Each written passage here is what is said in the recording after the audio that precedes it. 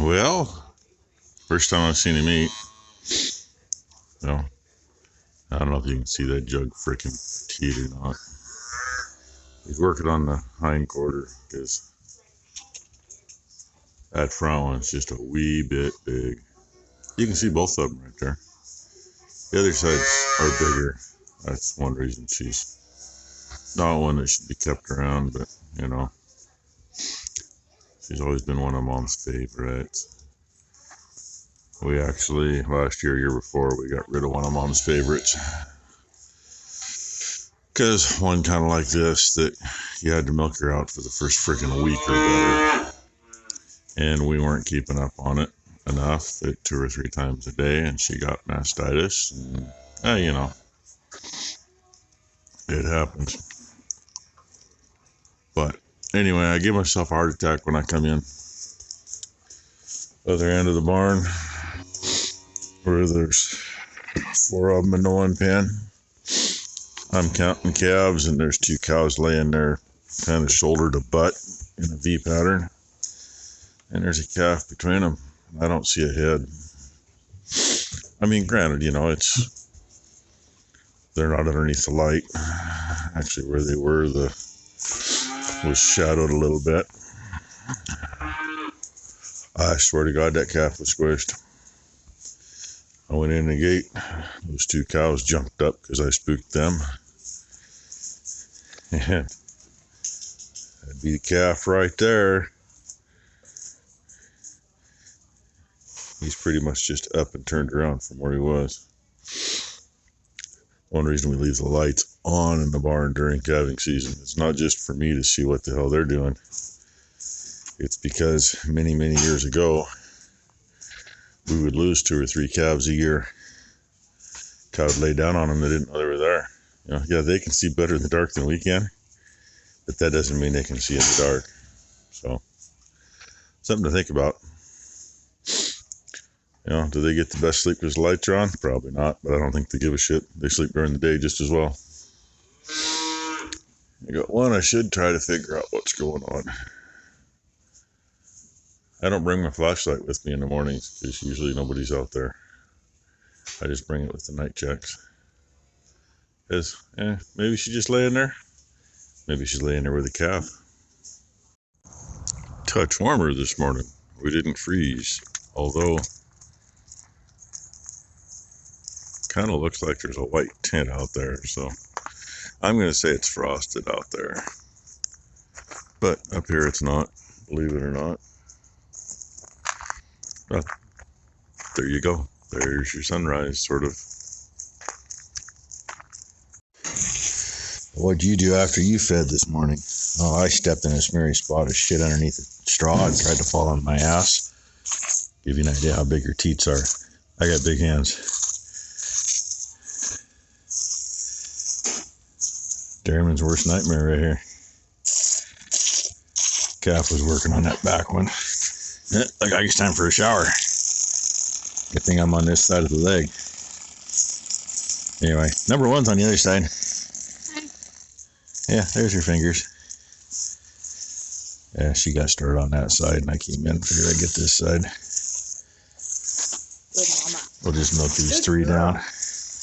Because, you know, she does have one decent teat, the size it should be. Corona. And when you get these milked down after a few days, especially if the calf gets on them, they'll stay down. Especially when the calf isn't the brightest. Yeah, like she says, especially when the calf ain't the brightest. Unfortunately, she doesn't ever seem to have the brightest calves. Heifers aren't bad. Yeah, her heifers aren't too bad, but I don't know that there's many of her heifers that have stuck around because we don't need more udders like this. And really, Butterscotch last year wasn't bad. He was gigantic. Yeah, she had the big one she called Butterscotch last year. He was a pretty good calf. He was just so big. If you remember him, we tried to get him in the sling, and Ron was here. We bottle fed him for a few days because he couldn't get up. He was that big.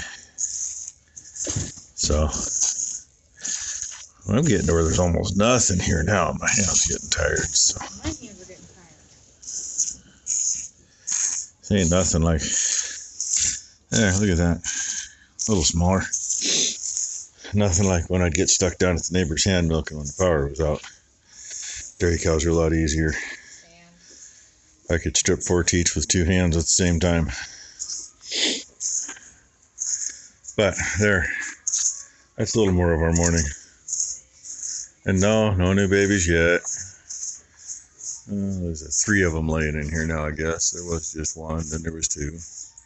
Everybody else outside, and it was sun shining, and now it's not. We can say hi, Blue. Hi, Blue. How's Blue? How's Blue doing? Yeah? Yeah, Blue's a pretty good boy. Blue and Rainy helped vacate the feed barn this morning. Just got to tell them gently, and then they stop and let the cows walk out. Ty said Blakely was trying to say hi, but now she ain't right here, so. Blakely.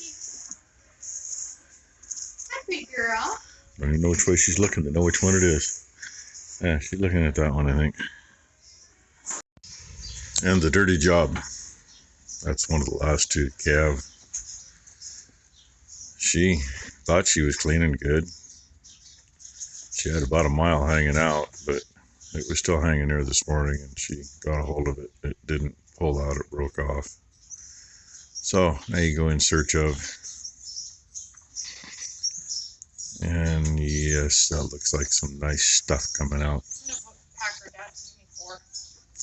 So she'll get some boluses stuck in her uterus, because that's, it's been a couple days. It's already starting of an infection.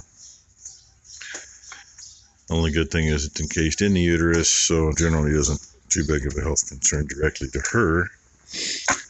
But it can still mess up the uterus for later, and it can actually still get to them if it gets bad enough. So we'll throw some uterine boluses in her, if I know where she put them. They belong right there, and she had a hold of them. I thought she did. I gotta look. Well, most of them are out there chilling. A few of them are still in here. These girls are still just waiting to pop. And of course, those over there. Catch one of them eating for you.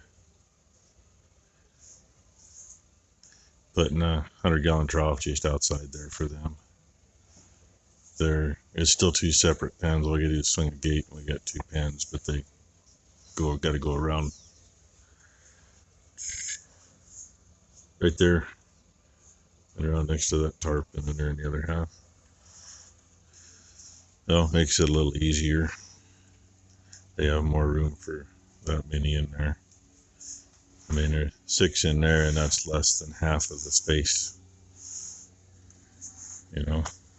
This is about 1.5 sections here is what's over there, and there's only 7 here, plus they got the outside.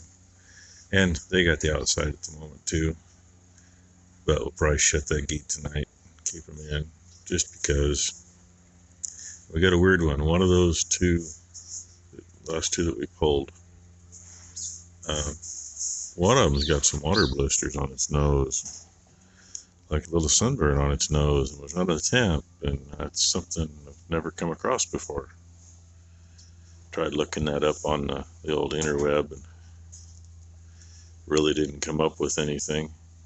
Showed me, 3 or 4 different things that, I've heard of and I know are not good. But we would have had to bring somebody in with it to get it. And we're a closed herd. Really the only thing we ever bring in is bulls, and, they're tested for everything before they show up.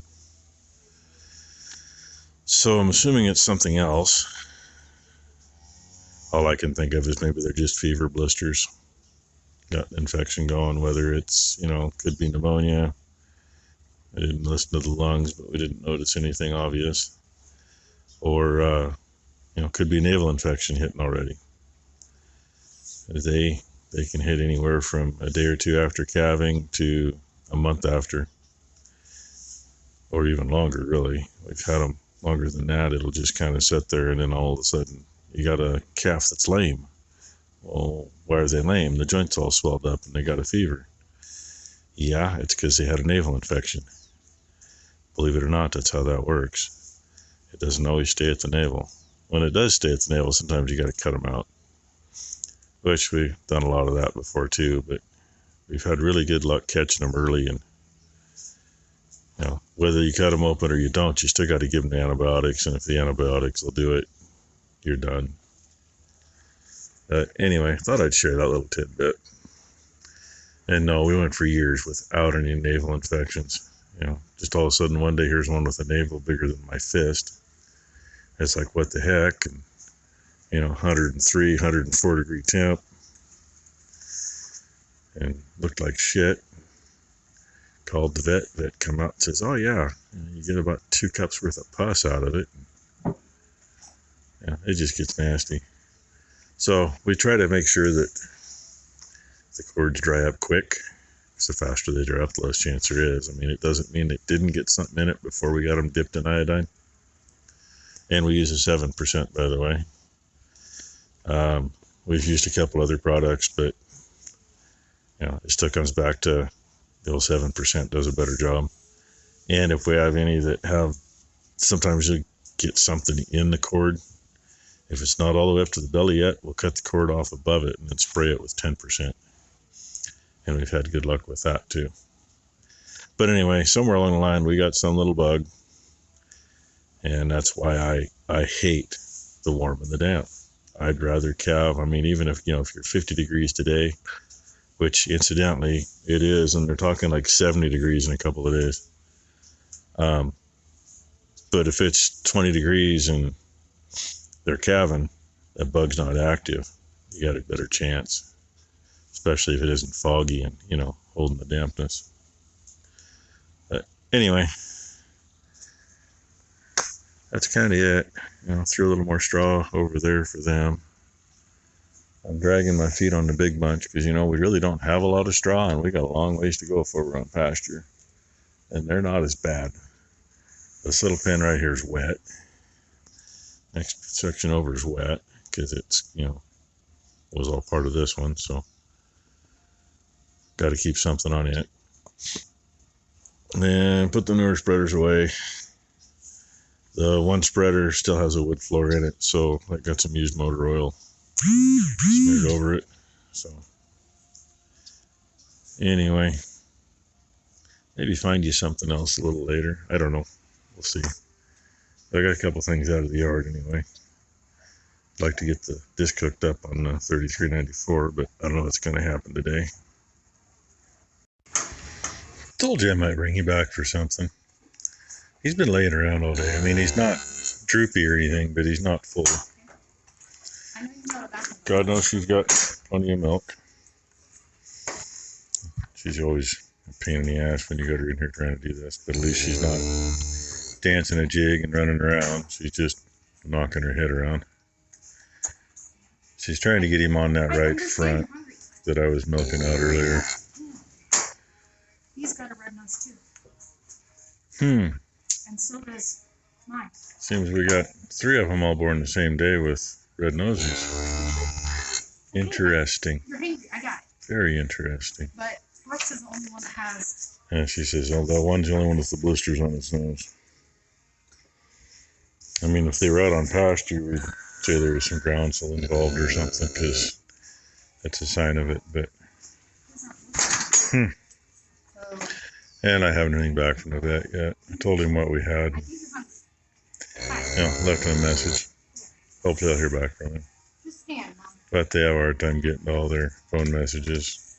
I probably should just text him and tell him what we got going. Then I'll probably get an answer. Ow, that's my hand. Rainy don't care, but Blue is right over here waiting to run him somewhere. He doesn't know where he's going to run him, but he wants to run him somewhere. And then Red's got to stick his nose under the gate. And it's a little early, but it's late enough. And look at the mess they got of that latch. I'm really surprised it's still working. Usually they don't get it that messy and it gets gummed up and won't work at all. But yeah, she knows. You get to open up, she'll come in. Oh, now my battery's low. That's what that vibrate was. Make her think she's gonna be the only one in here and shut the gate on her. And she can be next. There's still a few in the barn, but Boomer's over here waiting by the water trough to get in. The rest are relaxing down here. I don't see anybody doing anything, so I'm not gonna stand out here and count butts. I'm just gonna call her good. And by the way, late enough is anytime after 4. I'd rather be 5, but as long as it's after 4. Give me a chance to maybe get in the shower before Brooke gets home and complains that I'm in the shower and in her way. You know. Well, anyway, thanks for watching, everybody. Maybe somebody will have a calf by morning. Maybe we'll have a couple tomorrow. Oh yeah, and somebody I haven't seen for a couple days. There's our resident pair. I figured they were down there because a couple cows were looking down there earlier. Blue's got to go out and get him a drink of that good stuff. Oh well, thanks for watching.